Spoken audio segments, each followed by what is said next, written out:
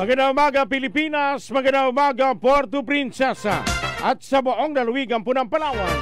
Para sa malaking misyon at mas malawak na paglilingkod sa bayan, narito na ho ang mga balita sa oras na ito. Superradyo Puerto Princesa DYSB, ito ang balita.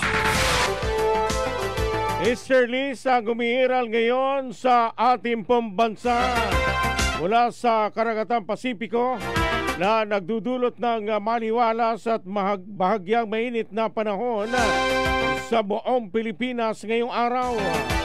Bahagyang maulap hanggang sa makulimlim na papawirin at tsansa ng mga localized thunderstorm ang inaasahan sa ilang bahagi ng bansa. Tumataas ang tsansang may mabuong panibagong bagyo sa silangan ng Pilipinas ngayong linggo. Patuloy na binabantayan ng pag-asa ang kumpol ng mga kaulapan sa malayong silangan ng Visayas na posible maging low pressure area sa susunod na 24 hanggang 48 oras. Patuloy na pinapakita ng mga weather model na posibleng maging bagyo ito at kumilos patungo sa Luzon. Bantay Panahon!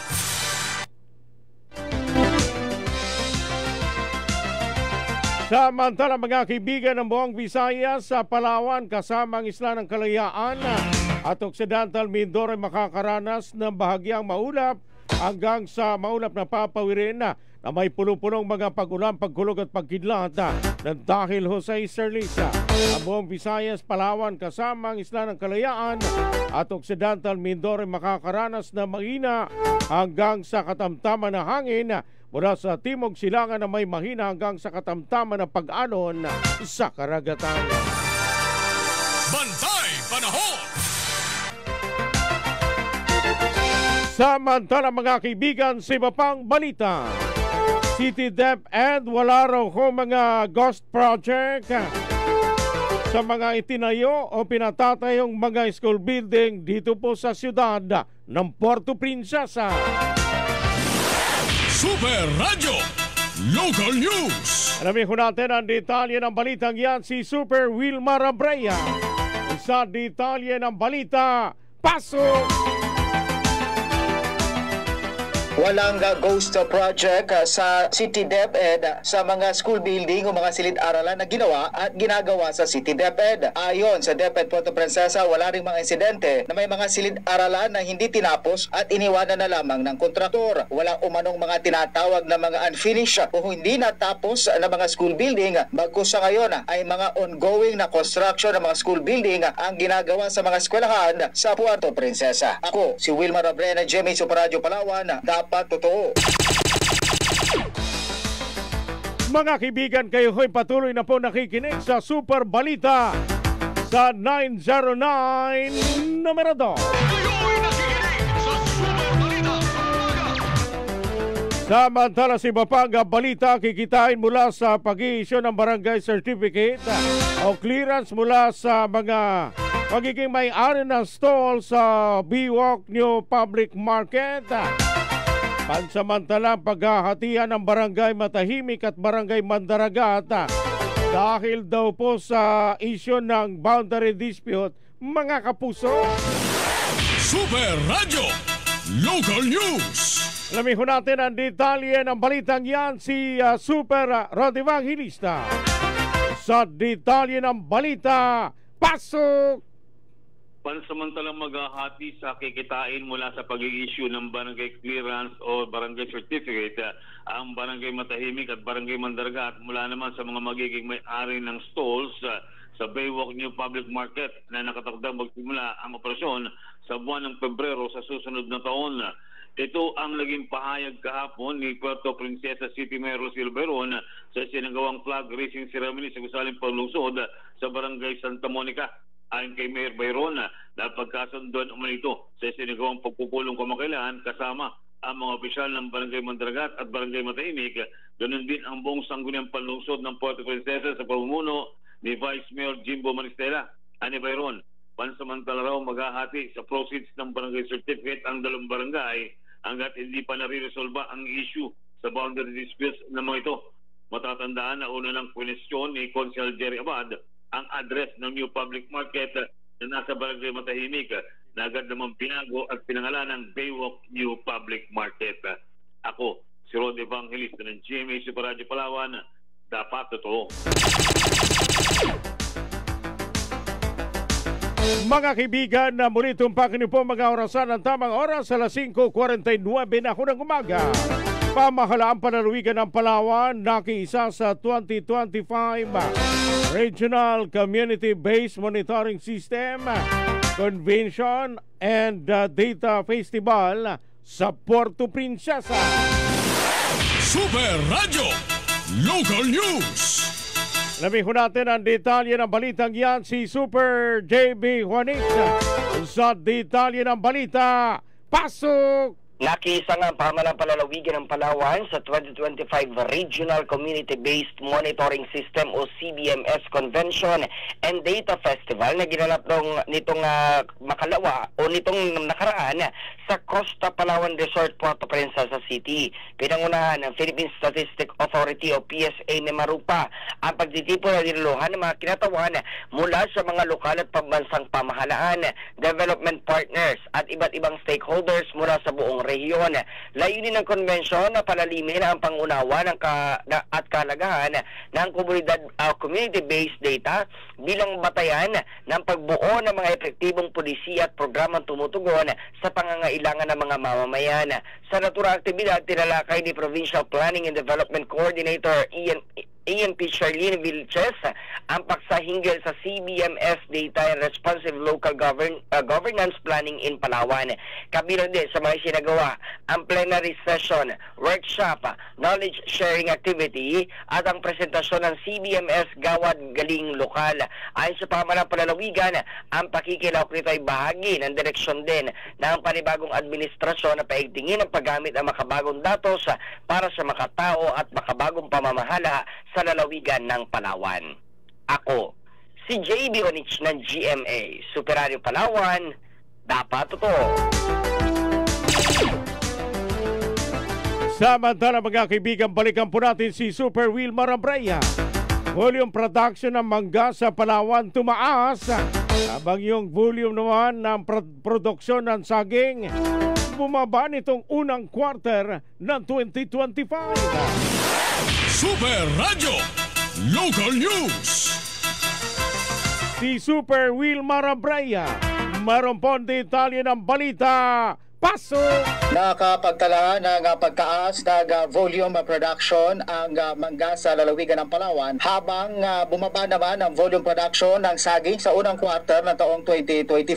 Sa datos ng PSA Mimarupa, naitalang volume production sa unang quarter ng taon para sa mangga sa 65.46 metric tons. Mas mataas yan ng 187.5% sa volume production ng mangga sa unang quarter ng 2024 na naitala sa 22.77 metric tons. Ang volume production naman ng saging ay naitala sa 9,518.44 metric tons. Bumaba ng 2.6% noong unang quarter na taong 2024 na may volume production na 9,773.19 metric tons. Sa kabila nito, ang Palawan pa rin ang may pinakamataas na kontribusyon sa production ng saging sa buong rehiyon ng Mimarupa sa unang quarter ng taong 2025. Ako, si Wilmar Abraya ng GMA Super Radio Palawan, dapat totoo.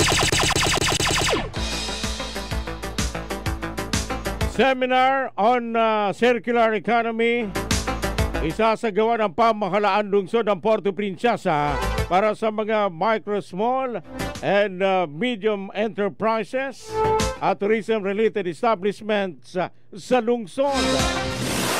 Super Radio Local News. Lamin natin ang detalye ng balitang yan si Super Rod Evangelista.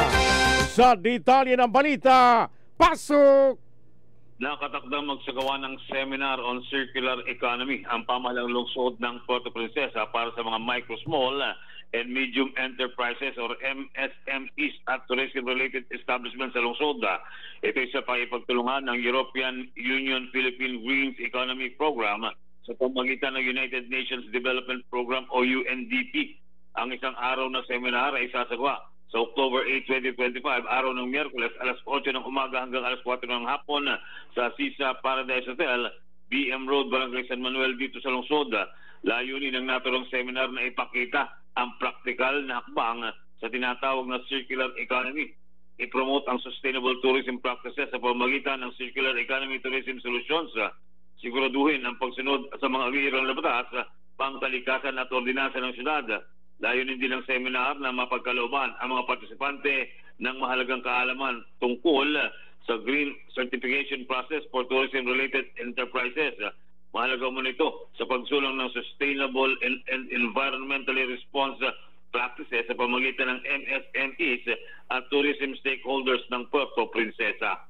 Ako, si Rodi Evangelista ng GMA Super Radio Palawan, dapat totoo.